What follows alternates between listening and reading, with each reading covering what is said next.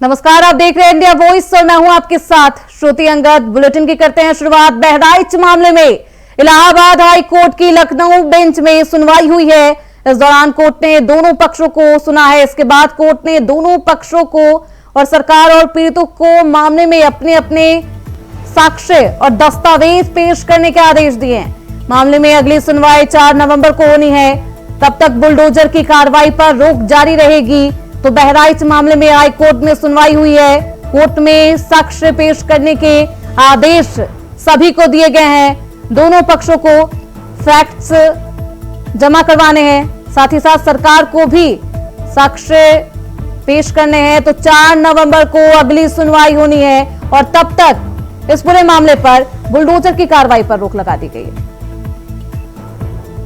तो इस खबर पर ज्यादा जानकारी के साथ हमारे सहयोगी मोहम्मद आसिफ हमारे साथ फोन लाइन पर हमारे साथ जुड़ चुके हैं। सीधे रुक करते उनकी तरफ। आसिफ, आज बहराइच मामले में हाई कोर्ट में सुनवाई हुई, क्या कुछ अहम जानकारी? जी बिल्कुल, बता दें कि बहराइच में सांप्रदायिक हिंसा मामले में सरकार की बड़ी कार्रवाई देखने को मिली थी, जिसमें जो उपद्रवी थे और जो आरोपी थे उन्होंने अपने मकानों को पीडब्ल्यूडी के दायरे में बनवाया था। इस पर पीडब्ल्यूडी की तरफ से नोटिस जारी की गई थी और बुलडोजर एक्शन का समय दिया गया था और 3 दिन के बाद कोई जवाब न मिलने पर इस मामले में बुलडोजर की कार्रवाई के संकेत मिले थे, जिस पर जो पक्ष था वह सुप्रीम कोर्ट पहुंचा था। सुप्रीम कोर्ट में मामले की सुनवाई हुई और आज बहराइच मामले में इलाहाबाद हाई कोर्ट की लखनऊ बेंच ने एक अहम जो है रोक लगाई है। और बता दें कि दोनों पक्षों को सुनने के बाद सरकार और पीड़ितों को मामले में अपने अपने साक्ष्य और दस्तावेज पेश करने के आदेश दे दिए गए हैं और मामले में अगली सुनवाई 4 नवंबर को होगी। तब तक जारी बहराइच में पीडब्ल्यूडी के नोटिस पर पूरी तरह से रोक रहेगी। हाई कोर्ट की लखनऊ बेंच द्वारा बहराइच मामले में 4 नवंबर तक रोक जारी रहेगी। इससे कहीं ना कहीं जो पीड़ित है राहत भी मिली है और कहीं ना कहीं जो है कोर्ट का फैसला जो है पीड़ितों के पक्ष में दिखाई दे रहा है, क्योंकि जिस तरह से बुलडोजर एक्शन के बारे में उहापोह की स्थिति बनी हुई थी और लगातार लोगों में भय था, यहाँ तक कि कुछ तस्वीरें ऐसी आई थी कि जिसमें देखा जा सकता था कि लोग अपने मकान को खुद तोड़ रहे थे। लेकिन इस मामले की सुनवाई हुई, अब मामला सुप्रीम कोर्ट तक पहुंच चुका है। सुप्रीम कोर्ट के आदेश का इंतजार रहेगा। फिलहाल 4 नवंबर को मामले की सुनवाई होगी। बिल्कुल आसिफ, हाई कोर्ट में यह सुनवाई हुई, क्या कुछ दोनों पक्षों की तरफ से दलील दी गई है और साथ ही साथ सरकार की तरफ से क्या कुछ दलील दी गई? देखिए, सरकार ने अपनी दलील पेश की कि यहाँ जो मकान बने हैं अवैध बने हैं और इस पर पीडब्ल्यूडी की तरफ से नोटिस जारी किया गया है। लेकिन वही जो दूसरा पक्ष है, यानी कि पीड़ित पक्ष जिसको कहेंगे, सुप्रीम कोर्ट जो पहुंचा है, उसने साफ तौर पर अपने दस्तावेज पेश किए और कुछ दस्तावेज अभी पेश भी होने हैं। और जो पीड़ित पक्ष है उसका कहना है कि उनके जो भी मकान बने हुए हैं, जो 23 मकान बने हुए हैं, वह काफी पुराने हैं और 50 साल बाद कहीं ना कहीं बुलडोजर एक्शन की कार्रवाई जो है उनके पक्ष में नहीं है। और यह भी कहा गया कि इस मामले में जिस तरह से सरकार ने एक्शन लिया है, इस पर रोक लगनी चाहिए। हालांकि दोनों की दलीलें सुनने के बाद हाई कोर्ट ने इस मामले में 4 नवंबर तक बुलडोजर एक्शन पर रोक लगाई है। जी बिल्कुल, ऐसे में बुलडोजर एक्शन की लगातार मांग पीड़ित परिवार के द्वारा की जा रही है, लेकिन अभी रोक लगाई गई है। आसिफ, 1 साल पहले भी 23 मकानों को चिन्हित किया गया था, फिर बुलडोजर की कार्रवाई पर रोक क्यों? इस पर कोर्ट ने क्या कुछ कहा? देखिए, जिस तरह से अभी हाल ही में सुप्रीम कोर्ट में एक मामला पहुंचा था, जिसमें सुप्रीम कोर्ट नाराज भी हुआ था कि आप किसी का घर तोड़ नहीं सकते। हाँ, अगर किसी अवैध जमीनों पर है तो उस पर जो है बुलडोजर एक्शन किया जा सकता है। लेकिन जिस तरह से सुप्रीम कोर्ट ने एक आदेश और निर्देश जारी किया था कि किसी का घर ढाया ना जाए, उस पर बुलडोजर न चलाया जाए।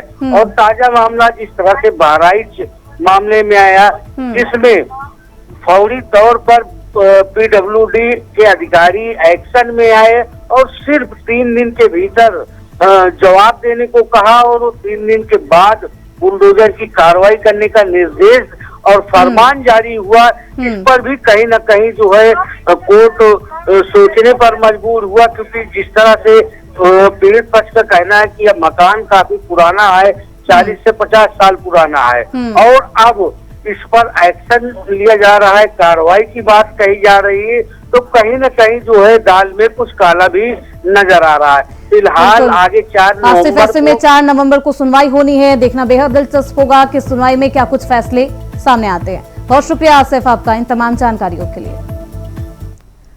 वहीं बलिया में जीआरपी बलिया की टीम को वाराणसी छपरा पैसेंजर ट्रेन में बड़ी सफलता मिली। जीआरपी टीम ने 315 बोर का कारतूस बड़ी मात्रा में बरामद किया है। वहीं एक युवती को भी हिरासत में लिया गया। बता दें कि जीआरपी को 1 माह के अंदर यह दूसरी सफलता मिली है। इससे पहले जीआरपी ने 825 कारतूस और तमंचे बरामद किए थे। वहीं बुधवार को वाराणसी छपरा पैसेंजर ट्रेन से जीआरपी ने एक युवती को हिरासत में लिया, जिसके कब्जे से बैग में रखा बड़ी मात्रा में 315 बोर का कारतूस बरामद किया गया है। बरामद कारतूस की संख्या करीब 750 बताई जा रही है। जीआरपी की माने तो पकड़ी गई अभियुक्ता वाराणसी से कारतूस लेकर छपरा जा रही थी। युवती को हिरासत में ले लिया गया है। जीआरपी को सफलता मिली है। 23/10/2024 को प्रातः सवा 9 बजे करीब जीआरपी पुलिस गोरखपुर अनुभाग के थाना बलिया जीआरपी द्वारा एक अभियुक्ता को पैसेंजर ट्रेन से गिरफ्तार किया गया है, जिसके पास से 750 अदद जिंदा कारतूस 315 बोर के बरामद हुए हैं। अभियुक्ता ने पूछताछ में बताया है कि उसको यह कारतूस अंकित पांडे नामक व्यक्ति द्वारा दिए गए थे। ये कारतूस वह बनारस से छपरा ले जा रही थी। छपरा में किसी व्यक्ति को उसको देने थे। कारतूसों के फॉरवर्ड व बैकवर्ड लिंकेज के बारे में पता किया जा रहा है। अभियुक्ता को गिरफ्तार कर माननीय न्यायालय के समक्ष प्रस्तुत किया जा रहा है। अग्रिम वैधानिक कार्रवाई प्रचलित है। आज दिनांक 23/10/2024 को प्रातः सवा 9 बजे करीब जीआरपी पुलिस को मिली है बड़ी सफलता। मैं आपको बता दूं, GRP police Ballia railway station से एक पैसेंजर ट्रेन से एक युवती को गिरफ्तार किया है, जिसके पास से 315 बोर अवैध कारतूस 750 बरामद किया है। मैं आपको बता दूं कि वह पैसेंजर ट्रेन जो वाराणसी के कैंट रेलवे स्टेशन से चलती है और छपरा तक जाती है, उस ट्रेन में वह युवती वाराणसी कैंट रेलवे स्टेशन से बैठ करके और छपरा वह कारतूस लेकर जा रही थी, जहां पे जीआरपी पुलिस को कहीं न कहीं से सुराग मिला और वो बलिया रेलवे स्टेशन पे उस युवती को गिरफ्तार कर लिया। मैं आपको बता दूं, वह युवती ने यह बताया है कि कोई अंकित पांडे नाम का कोई व्यक्ति है, जिसने उसको यह कारतूस दिया था और छपरा में किसी व्यक्ति को देना था। वह युवती जो है वाराणसी रेलवे जो कैंट रेलवे स्टेशन है, वहीं से वह उस ट्रेन में बैठ करके और छपरा के लिए जा रही थी, जहां पर बलिया में जीआरपी पुलिस को कहीं न कहीं से सुराग मिला और जीआरपी पुलिस ने गिरफ्तार कर लिया और गिरफ्तार करने के बाद उसकी आगे की कार्रवाई कर रही है। प्रवेश पांडे, इंडिया वॉइस के लिए बलिया। तो जीआरपी को सफलता मिली है। बलिया में जीआरपी बलिया की टीम और वाराणसी छपरा पैसेंजर ट्रेन में ये बड़ी सफलता हाथ लगी और युवती को गिरफ्तार कर लिया गया है। तो छपरा पैसेंजर ट्रेन का ये पूरा मामला, जहां जीआरपी को सफलता मिली है और युवती के पास से कारतूस बरामद किए गए।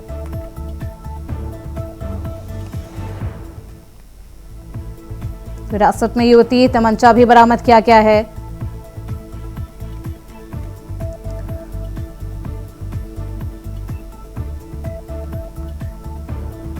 इस खबर पर ज्यादा जानकारी के साथ हमारे सहयोगी करुणेश पांडे जुड़ चुके हैं। करुणेश, क्या कुछ है ये पूरा मामला? जीआरपी की टीम को ये सफलता हाथ लगी है, क्या कुछ अहम जानकारी? जी सुतु जी, जिसमें मैं आपको बता दूं कि जिस तरह से यहाँ पर बलिया जीआरपी पुलिस ने एक ज्योति को गिरफ्तार किया है, जिसके पास से 750 अवैध कारतूस बरामद किया है और ये महीने में दूसरी बार ये बरामद हुआ है, दूसरी बार ये घटना हुई है इस तरह की, तो कहीं ना कहीं ये निश्चित तौर पर देखा जा सकता है कि इसके पीछे कोई बड़े बड़े रैकेट का हाथ है, जो कि इस तरह से जो है ये बिहार में बलिया हो के बिहार में ये कारतूस जा रहे हैं। अभी इसी महीने में पिछले दिनों जो है करीब लगभग 825 कारतूस कारतूस जिंदा कारतूस बरामद हुए थे, जहां पर कि उसमें भी पुलिस ने कार्रवाई की थी। और अभी ये देखा जा रहा है कि अभी 1 महीने के अंदर ही यह दूसरी बरामद हुई है। इतनी ज्यादा संख्या में जिंदा कारतूस बरामद हुआ है, तो इसको देखा जाए तो कहीं ना कहीं यह जो है इसमें बड़े रैकेट का हाथ है और बड़े किसी गिरोह के लिए जो है ये इतने ज्यादा भारी मात्रा के संख्या में ये जो है कारतूस सप्लाई किए जा रहे हैं। मैं आपको बता दूं कि ज्योति जो है वाराणसी जो कैंट रेलवे स्टेशन है, वहां से यह जो पैसेंजर ट्रेन है जो कैंट वाराणसी से लेकर के और छपरा जाती है, उसी पैसेंजर ट्रेन में यह सवार होकर के और छपरा जा रही थी, जहां पर कि जीआरपी पुलिस को कहीं ना कहीं से उसको सुराग मिला और कहीं से न कहीं से जानकारी मिली, जिसको लेकर के जो है गिरफ्तार कर लिया उस युवती को। और जब उनके पास से जब जमा तलाशी उसकी ली गई तो उसके पास से करीब 750 जिंदा कारतूस बरामद हुए हैं। बिल्कुल, युवती को गिरफ्तार कर लिया गया है करुणेश। और इस गिरफ्तारी के बाद क्या कुछ युवती ने बयान दिया है? युवती ने अभी कुछ बयान नहीं दिया है, लेकिन जिस तरह से जो जानकारी मिल रही है वो इंटरमीडिएट पास है और वो नीट की तैयारी भी कर रही थी, लेकिन वह कुछ जैसे पर्सनल अपना जो कुछ मतलब एक्स्ट्रा पैसा जो है कहीं ना कहीं मतलब कमाने के चक्कर में इस तरह की घटनाएं सामने आ रही। बिल्कुल, एक्स्ट्रा इनकम के चक्कर में युवती इस झांसे में फंस गई थी। जीआरपी की तरफ से किन किन धाराओं में गिरफ्तारी के बाद मुकदमा दर्ज किया गया है? जीआरपी उपाधीक्षक जो पुलिस है जो एसपी है, उन्होंने बताया है कि जो है यह इस तरह की जो है घटना मतलब लगातार हो रही है। जो यूपी से होकर के बिहार जो ये कारतूस जा रहे हैं, यह बहुत ही इसको लेकर के पुलिस बहुत सक्रिय है और काफी हर ट्रेनों की जो है काफी छानबीन की जा रही है और उसके बावजूद इस पर कार्रवाई भी की जा रही है। जो अवैध कारतूस है उसको लेकर के कार्रवाई भी की जाएगी, अभी पूछताछ की जा रही है और भी इसमें कुछ कौन कौन लोग शामिल हैं उनको पता किया जा रहा है। ऐसे में जीआरपी को एक बार फिर से सफलता मिली है और दूसरी बार ऐसी घटना सामने है। बहुत शुक्रिया करुणेश आपका इन तमाम जानकारियों के लिए। तो हिरासत में युवती को लिया जा चुका है, वहीं उसके पास से तमंचा और कारतूस की कई खेप बरामद की गई।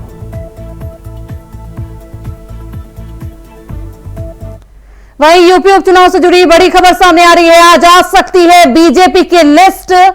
कैबिनेट मंत्री संजय निषाद ने भी डाला डेरा। संजय निषाद ने जेपी नड्डा के साथ बैठक की है। 2 सीटों पर अड़े हैं कैबिनेट मंत्री संजय निषाद और ऐसे में आज लिस्ट जारी हो सकती है।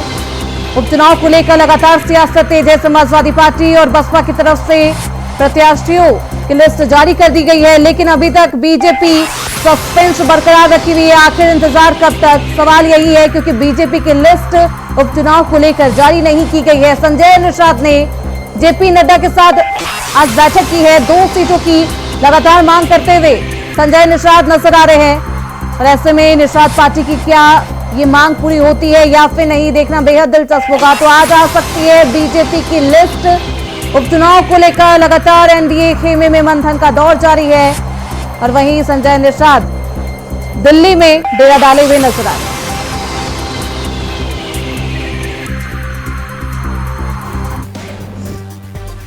तो कुछ ही देर में पर्दा उठने वाला है और सस्पेंस खत्म होने वाला है। जी हां, बीजेपी के घर से खबर पक्की है कि कुछ ही देर में यूपी उपचुनाव को लेकर लिस्ट जारी होने वाली है। वैसे तो बीजेपी के दोनों डिप्टी सीएम दिल्ली में हैं, जबकि प्रदेश अध्यक्ष भूपेंद्र चौधरी पहले से ही वहां मौजूद हैं। दिल्ली में उपचुनाव के उम्मीदवारों की लिस्ट पर फैसला भी हो चुका है और कभी भी लिस्ट सबके सामने होगी। दिलचस्प बात यह है कि जहां एक तरफ उपचुनाव के नामांकन की प्रक्रिया शुरू हो चुकी है और 25 अक्टूबर यानी कि कुछ ही घंटों के बाद लास्ट डेट तय की गई है, वहीं निषाद पार्टी और बीजेपी के बीच सीटों के बंटवारे पर कोई सहमति न बनाना टेंशन का सबब बना हुआ था। उपचुनाव की वजह से उत्तर प्रदेश में चुनावी सरगर्मियां चरम पर हैं। नामांकन को सिर्फ 48 घंटा शेष है, लेकिन भारतीय जनता पार्टी की तरफ से अभी उम्मीदवारों की सूची नहीं जारी की गई है। वहीं कांग्रेस भी कंफ्यूजन में है। कांग्रेस कार्यालय पर सन्नाटा पसरा हुआ है। कांग्रेस और भाजपा में प्रत्याशियों के चयन को लेकर के दिल्ली में बैठक चल रही है। भाजपा की सूची आखिर कहां गुम हो गई है?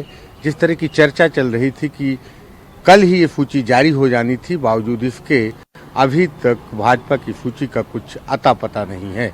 बताया जा रहा है कि निषाद पार्टी का पेंच इस कदर फंस गया है कि भारतीय जनता पार्टी उसमें उलझ गई है। खबर है कि मांझवा और कटहेरी सीटों पर बीजेपी और निषाद पार्टी के बीच गुफ्तगू का अंजाम क्या हुआ, अब ये लिस्ट में पता चल जाएगा। वैसे तो बीजेपी मुख्यालय में निषाद पार्टी के अध्यक्ष संजय निषाद और बीजेपी के राष्ट्रीय अध्यक्ष जेपी नड्डा के बीच बैठक भी हुई है। वहीं खबर इंडिया गठबंधन के घर से भी है, जहां समाजवादी पार्टी कांग्रेस को 3 सीटें देने को तैयार हो गई है। कांग्रेस को अलीगढ़ की खैर और गाजियाबाद के अलावा फूलपुर की सीट भी दी जा सकती है। इस मुद्दे पर अखिलेश यादव और राहुल गांधी के बीच बातचीत की खबर है। कांग्रेस की तरफ से 5 सीटों की डिमांड की गई थी। इसी वजह से कांग्रेस अभी तक प्रत्याशी का ऐलान नहीं कर पाई है। आपको बता दें, गठबंधन की सीटें फाइनल होने से पहले सपा ने 7 सीटों पर अपने उम्मीदवारों का ऐलान भी कर दिया था। सपा ने बकायदा फूलपुर सीट से भी मुर्तजा सिद्दीकी को उम्मीदवार घोषित किया हुआ है। यानी अगर कांग्रेस लड़ती है तो उम्मीदवार की छुट्टी हो सकती है। इसके अलावा करहल से तेज प्रताप यादव, सीतामऊ से नसीम सोलंकी, मिल्कीपुर से अजीत प्रसाद, मांझवा से ज्योति बिंद, मीरापुर से शंबुल राणा और कटहेरी से शोभावती वर्मा को टिकट दिया गया है। ऐसे में देखना दिलचस्प होगा कि कांग्रेस सपा के इस ऑफर को ठुकराती है या फिर मंजूर करती है। Bureau report, India voice, Lucknow. फिलहाल रुकेंगे छोटे से ब्रेक के लिए, फौरन लौटेंगे। ब्रेक के बाद एक बार फिर से आप सभी का स्वागत है। खबरों में बढ़ते आगे, आगरा पुलिस ने बड़ी कार्रवाई की है। गैंगस्टर इमरान की 2.8 करोड़ की संपत्ति को जब्त किया है। गैंगस्टर इमरान और उसके भाई भोला पर शाहगंज और मंटोला इलाके में ये जब्तीकरण की कार्रवाई की है। जुआ और सट्टे के मामले में पुलिस ने इमरान और भोला पर 10,000 का इनाम रखा था।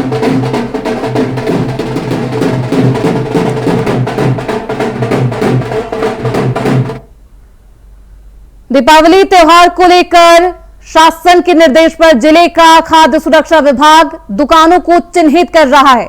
आगामी 24 अक्टूबर तक चिन्हित का कार्य जारी रहेगा। स्टॉक का संग्रह करने वाले दुकानदारों पर कार्रवाई की जाएगी। सुरक्षा अधिकारियों को चिन्हित करने का निर्देश दिया गया है।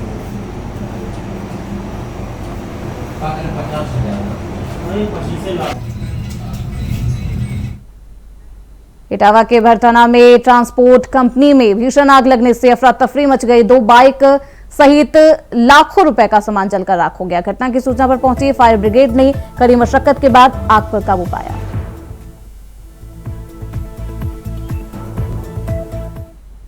जालौन में मिट्टी खनन माफियाओं पर प्रशासन और पुलिस की संयुक्त कार्रवाई। एसडीएम और इंस्पेक्टर ने चेकिंग कर पकड़ी मिट्टी लदी ट्रैक्टर, ट्रॉली और जेसीबी मशीन जब्त किया।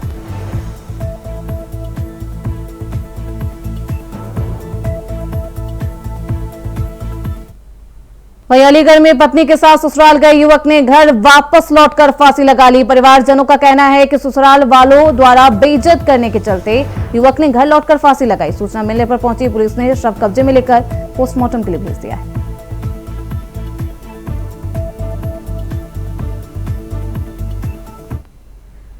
वहीं अलीगढ़ के डिप्टी सीएमओ की कार के हॉर्न बजाने पर दबंगों ने ड्राइवर के साथ मारपीट की है। बचाव में आए एक अन्य युवक को भी जमकर पीटा गया। कार ड्राइवर और दूसरा घायल दोनों जिला अस्पताल पहुंचे। घायल ने बताया कि डिप्टी सीएम को घर छोड़कर लौटते वक्त दबंगों ने उसके साथ मारपीट की।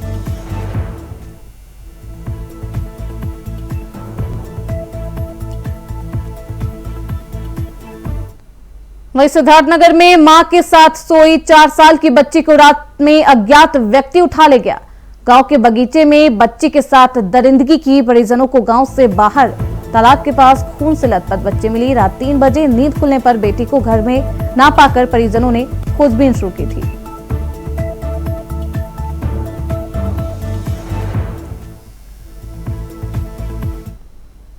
वहीं नवादा थाना क्षेत्र के विष्णुनगर मोहल्ले में पंखे के कुंडी से लटका एक महिला का शव बरामद किया गया।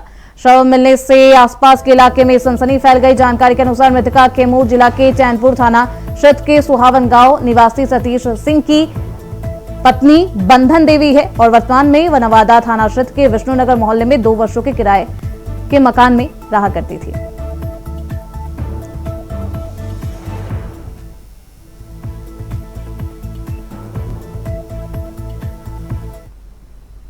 खबर गोपालगंज से है, जहां डीएम प्रशांत कुमार सीएच ने सदर अस्पताल का औचक निरीक्षण किया। ओपीडी, इमरजेंसी, एसएनसीयू, महिला सहित बन रहे नए भवन का भी जांच किया। गड़बड़ियों और कमियों को दूर करने का निर्देश देते हुए नजर आए।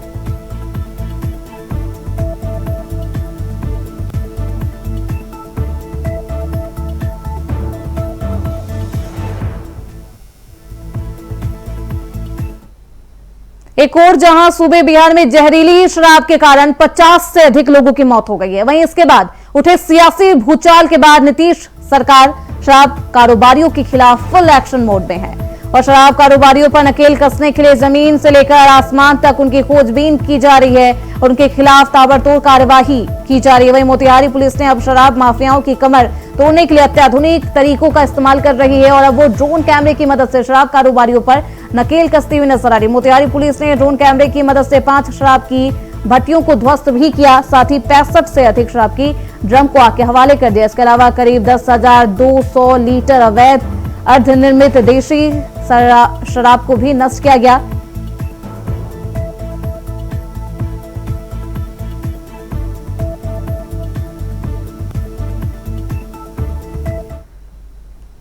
वहीं जन स्वराज पार्टी ने तरारी विधानसभा सीट से किरण देवी और बेलागंज सीट से मोहम्मद अमजद को टिकट दिया है। जन स्वराज पार्टी ने तरारी विधानसभा सीट से किरण देवी और बेलागंज सीट से मोहम्मद अमजद को टिकट दिया है, जिसके बाद सियासी अटकलें भी तेज है। प्रशांत किशोर की पार्टी ने इन दोनों सीटों से अपने पहले ही कैंडिडेट को घोषित कर दिया था। इसका ऐलान जनसुराज के सूत्रधार प्रशांत किशोर और कार्यवाहक अध्यक्ष मनोज भारती की उपस्थिति में किया गया। जनसुराज पार्टी ने भोजपुर जिले के तरारी विधानसभा सीट से उपचुनाव के लिए सबसे पहले रिटायर्ड जनरल एसके सिंह को कैंडिडेट बनाया था, मगर वोटर लिस्ट में नाम शामिल नहीं होने की वजह से उपचुनाव नहीं लड़ सकते, इसलिए प्रशांत किशोर की पार्टी को तरारी से अपना प्रत्याशी बदल डाला।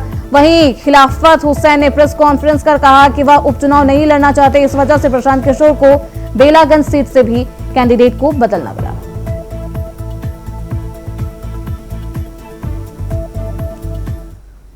वही खबर सहरसा से है, जहां बुधवार को दिन दहाड़े टेम्पो और फल विक्रेता में जगह को लेकर एक ऐसा विवाद हुआ जिसके बाद फायरिंग शुरू हो गई। गोली फल विक्रेता के पैर में लगी है और जिससे फल विक्रेता जख्मी हो गया है। दरअसल टेम्पो और फल विक्रेता में ठेला हटाने को लेकर बहसबाजी हुई, जिसके बाद कुछ लोगों ने फायरिंग करनी शुरू कर दी। वहीं आनंद फानन में परिजनों जख्मी युवक को सदर अस्पताल में भर्ती कराया, जहां घायल युवक का इलाज जारी है। घटना सदर थाना क्षेत्र के रिफ्यूजी कॉलोनी सुभाष चौक की बताई जा रही है।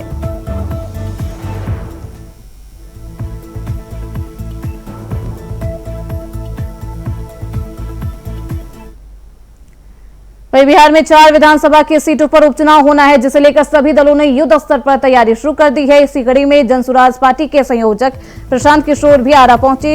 उन्होंने भोजपुर जिले के तरारी विधानसभा क्षेत्र में सीट पर उम्मीदवार की दोबारा से घोषणा की। इस दौरान तरारी विधानसभा सीट पर प्रशांत किशोर ने किरण सिंह को उम्मीदवार बनाया। इससे पहले जनरल एसके सिंह को टिकट मिला था। इसके साथ एक और विधानसभा उपचुनाव के उम्मीदवार बदले गए हैं। प्रशांत किशोर ने बेलागंज से मोहम्मद अमजद को जनसुराज का नया उम्मीदवार बनाया।